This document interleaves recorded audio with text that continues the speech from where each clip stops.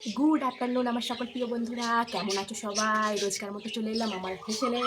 তো আজকে আমার হেসেলে কি হতে চলেছে চলো তোমাদেরকে দেখাই।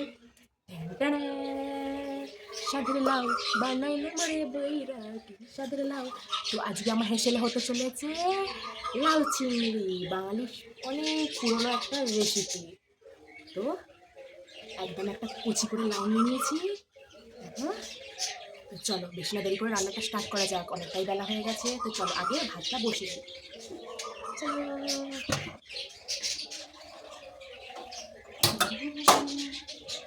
হাঁড়িতে জল দিয়ে রেখে দিয়েছিলাম,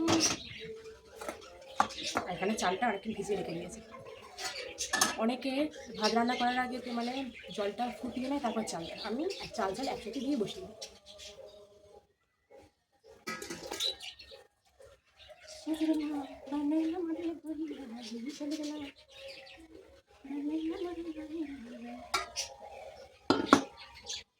মামার জন্য একটু ডাল ভাত দিয়ে দিচ্ছি। আর এখানে পেঁপে 4টে ঢেঁড়স নিয়ে নিয়েছি, আর আলু নিয়ে নিয়েছি। মামার জন্য ভাতে দিয়ে দিচ্ছি। মামারটা না শরীরটা কদিন ধরে না ভালো যাচ্ছে না, কিছু খাওয়া দাওয়া ঠিক মতো করছে না। আবার দুদিন ছাড়া ছাড়া কিছু পেটে গন্ডগোল হচ্ছে, ডাক্তারখানায় নিয়ে যাবো তাই। ভাতে দিয়ে এবার রান্নাটা দিলাম। চলো এবার কুটি করার পালা। চলো আমার সাথে কুটোকুটি করতে চলে এসো। আর শুধু লাউ চিংড়ি করবো না, তার সাথে করবো এরকম ডান্ডিয়া, করলা পেঁয়াজ দিয়ে ভাজা। লাউ চিংড়িতে দেবো বলে এখানে 4টে আলু নিয়ে নিয়েছি। চলো লাউটাকে প্রথমে কেটে নিই। কু কু বসন্তের কোকিল ডাকছে কু। দেখো পুরো কুচি লাউ, একদম অনেকটা সময় লেগে গেছে লাউ কাটতে। দেখো একদম বাটি ভর্তি লাউ হয়ে গেছে। তো এবার এখন ওই গলা ব্যথা কাশি চলছে আমার। এবার আলুগুলোকে ছাড়িয়ে পোস্তর মতো ডুমো ডুমো কেটে নেবো। ভাতের মধ্যে আমার ভূমিকম্প হয়ে গেছে, ভাত পড়ে গেছে গ্যাসের ফ্লেমটা। ভাত একবার চাল চাল সব কিছু দিয়ে দিয়ে ফ্লেমটা একটু হাই করে রাখলে একবার ফুটে গেলে ব্যাস আস্তে করে দাও, তারপর দুটো হয়ে যাবে।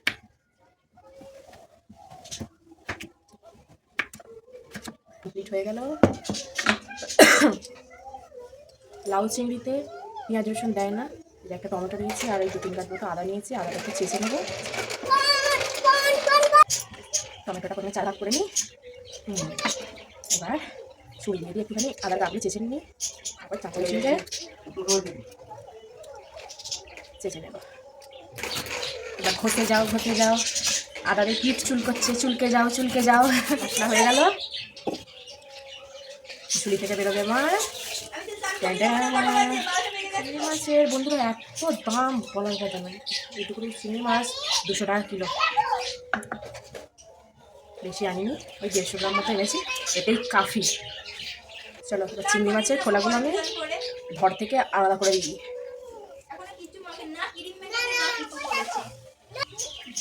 সাধারণত চিংড়ি মাছ আমি অতটা পছন্দ করি না, ওই গলদা চিংড়ি বলো বাগদা চিংড়ি যাই চিংড়ি হোক অতটা আমি মাছটা পছন্দ করি না। এই টুকিটাই চিংড়ি মাছ, কিন্তু ছোটো ছোটো চিংড়ি মাছ ভাজা কি কাদা চিংড়ি বড়া এইসবই আমার ভালো লাগে।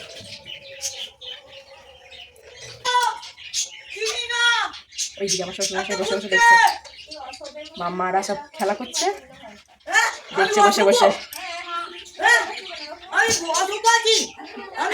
আমার ছোট কাকা আমার মামার সাথে ইয়ার্কি করে, আর এখন আমার ননদেরও কুচুটা এসছে, তাদের সাথে ইয়ার্কি করছে। চিংড়ি মাছের এরকম খোলা সাথে সাথে একই এরকম ছোটো ছোটো, তারপর খোলা সাথে সাথে অর্ধেক বাড়ি চলে যাচ্ছে। এরপরে চিংড়ি মাছটা যদি লেজ বাদ দিয়ে দিই, মুন্ডু বাদ দিয়ে দিই, দেখো কুচু কুচু। গরমে না গো, তো শরীর ভালো না, ওই জন্য তখন সকালের দিকে মেঘলা কেমন করেছিল বলো তো, ওই জন্য পরিয়ে দিয়েছিল।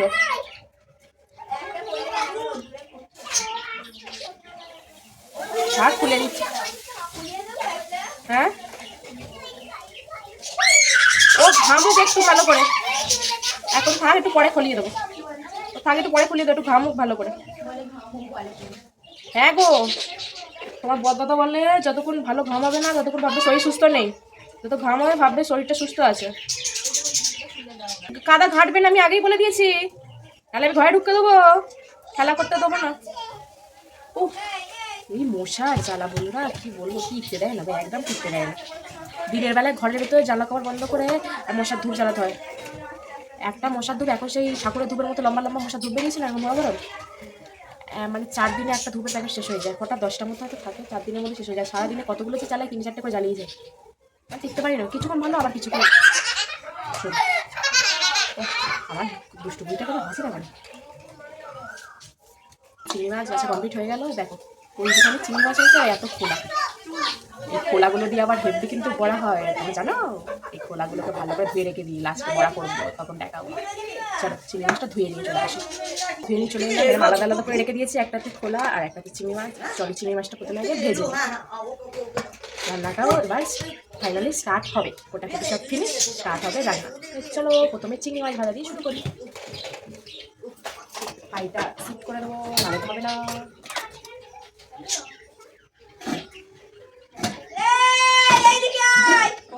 আজকালকার বাচ্চাদের জন্য না আমার মায়েদের না লাউড স্পিকার হয়ে যেতে হবে গলা। মানে আগে যখন বিয়ে এসেছিলাম আমার গলা এই পাড়াতে কেউ শুনতে পেত না, আমাকে বলতো তুমি হ্যাঁ গো তুমি ঘরে থাকো না গো বউটা, আর এখন আমার গলা মানে সারা পাড়ার লোক শুনতে পাচ্ছে। বলো রিম্পা, আগে আমি যখন বিয়ে এসেছিলাম আমাকে বলতো যে তুমি কি থাকো না নাকি ঘরে, আর এখন মানে সারা সেই রাস্তার ধারক দিয়ে আমার গলা শুনতে পায় মানুষ।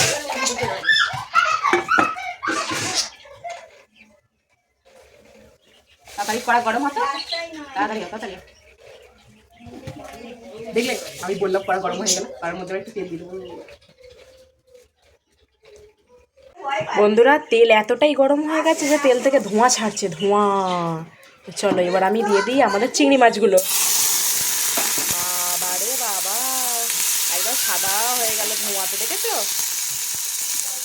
নাও, এতক্ষণ কুয়াশা ছিল শীতের সকালে, এবার দেখা যাচ্ছে কালারিং কালারিং হবে বলে হলুদ। এবার এতে দিয়ে দেবো তিনখানি একটু নুন। চলো এবার ভালো করে কালারফুল করে দিই নেড়ে চেড়ে। চিংড়ি মাছ আমার লাল লাল করে ভাজা হয়ে গেল, এবার নামিয়ে নেবা। কতটা চিংড়ি মাছ দেখো কই কটা হয়ে গেল, একদম তলায় পড়ে রইলো, আর্ধেক খোলাই হয়ে গেল, আর বাদ বাকি দেখো ভেজ দিয়ে আরো চুপসে গেল। এবার আবার কড়ার মধ্যে একটু তেল দিয়ে দেবো, দিয়ে আলুগুলোকে ভালো করে ভেজে নেব।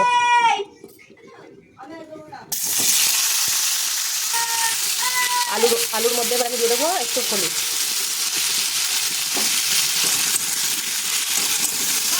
আমার মামাটা আর ননদের বুঝেছে না, দুজন মিলে ননদকে মাথা খারাপ করে দিচ্ছে বকিয়ে বকিয়ে। আজকে লাউড স্পিকার মধ্যে চেলিয়ে যাচ্ছে, ঠিক আছে মাইক ধরিয়ে দেবো নাকি গো? পুরো বাপের ডিজে গান চলছে। হ্যাঁ সবাই ভাবে ডিজে গান চলছে, ডিজে ডিজে গানটা ঠিক কেমন হবে? এই ডিজে রিম্পা ডিজে।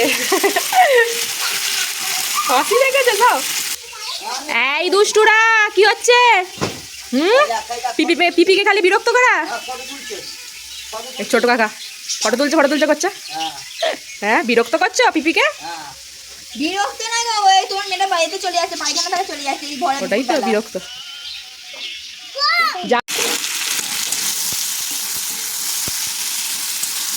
আলুটা দেখে একটু লাল লাল করে ভাজবো। ভাতটা হয়ে গেছে দেখে বাবা হাতে গেল। ভাত হয়ে গেছে আমাদের, চলো ফ্যানটা করি ভালো হয়ে যাচ্ছে। আলুটা আমাদের লাল লাল করে ভাজা হয়ে গেছে, এবার চলে যাবো। এবার কড়াতে আর একটু তেল দিয়ে দেবো। তেলটা গরম হয়ে গেছে আমাদের, এবার ফোড়নের জন্য প্রথমে দিয়ে দেবো একটা শুকনো লঙ্কা, একটু গোটা জিরে আর দুটো তেজপাতা। জিরেটা আমাদের চুঁয়ে গেছে, এর মধ্যে আমি টমেটো আর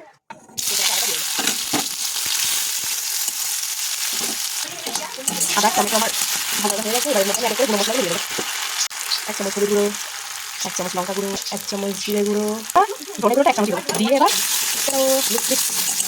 মিক্সারের মতো মিক্সার একটু ফাস্ট যেহেতু আদা দিয়ে আদা ভালো না সেটাও হাঁটু হয়ে যাবে, তাই অল্প অনুযায়ী দেখো সাইডে তেল ঢালনোটা ফেলছে। মশলা আমার কষো কষো হয়ে গেছে, এবার এর মধ্যে আমি দিয়ে দেবো ভেজে রাখা আলু। আলুটা সেদ্ধ হতে গেলে কিছুক্ষণ ঢাকা দিয়ে দেবো। চলো 5 মিনিট হয়ে গেল, দেখি আলুটা সেদ্ধ হয়েছে নাকি। আলু সেদ্ধ হয়েছি, হ্যাঁ আলুটা সেদ্ধ হয়ে গেছে। এর মধ্যে দিয়ে দেবো সাথে নাম বানাইলে মরে বহি রাখা দিবি, এখানে না বাড়ি না গেল সাথে নাম বানাইলে মরে বহি রাখা দিবি, সাথে নাম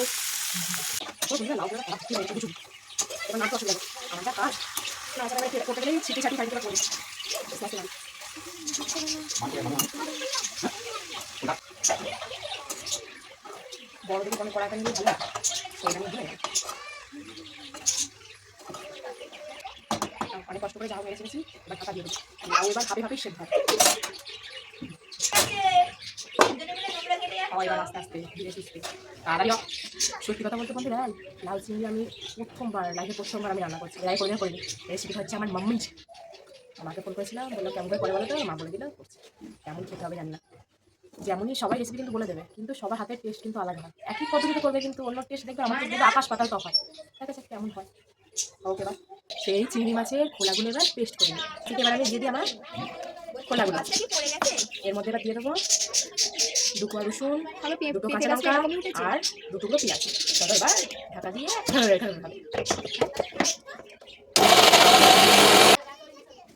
পেস্ট আমাদের হয়ে গেছে একদম কাদা কাদা। মাঝে মধ্যে এর মধ্যে বেসন নুন হলুদ দিয়ে মেখে আর গরম তেলেতে আর ছেড়ে দাও। ও একদম চিংড়ি লেভেলের খেতে হয়। এর মধ্যে এবার দিয়ে দেবো বেসন, এবার দিয়ে দেবো নুন আর একটু হলুদ। ততক্ষণ আমার লাউ চিংড়িটা কেন হোক, চিংড়িটা না দিই সেদ্ধ হোক। ওইদিকে বড়ার জন্য মেখে রেখে দিলাম, এইদিকে আবার করলাটা ভালো বসে। একটুখানি করলার জন্য এত বড় করা নিয়েছি, আমার মাথা দেখো। আর এত লাউয়ের জন্য একটা ছোট্ট দিকে একটুখানি করে নিয়েছি, একটু তেল দিয়ে দিচ্ছি, ফোনের জন্য একটা শুকনো লঙ্কা দিয়েছি। পেঁয়াজ কেটেছি, পেঁয়াজটা কিন্তু এখন দেবো, পেঁয়াজটা লাস্টে মানে হয়ে যাবে।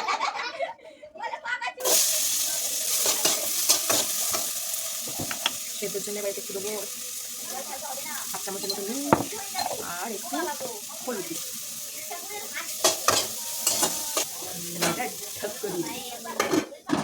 অনেকক্ষণ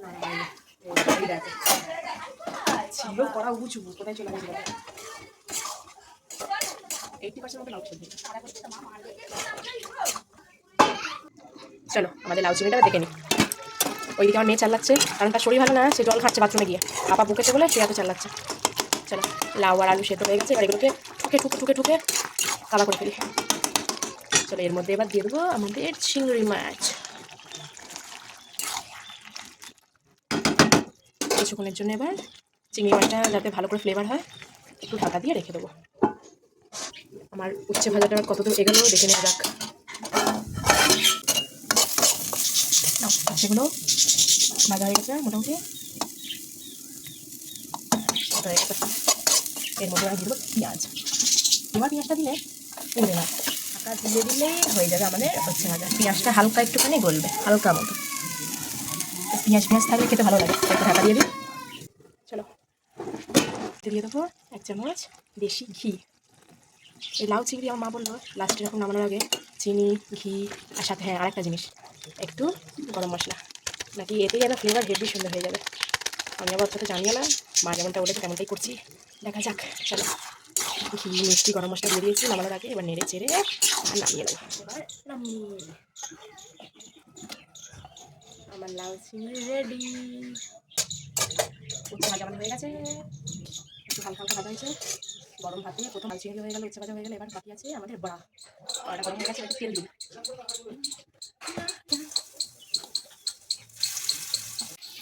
এই দেখো বড়া পুরো ফুল করে দিয়েছি একদম।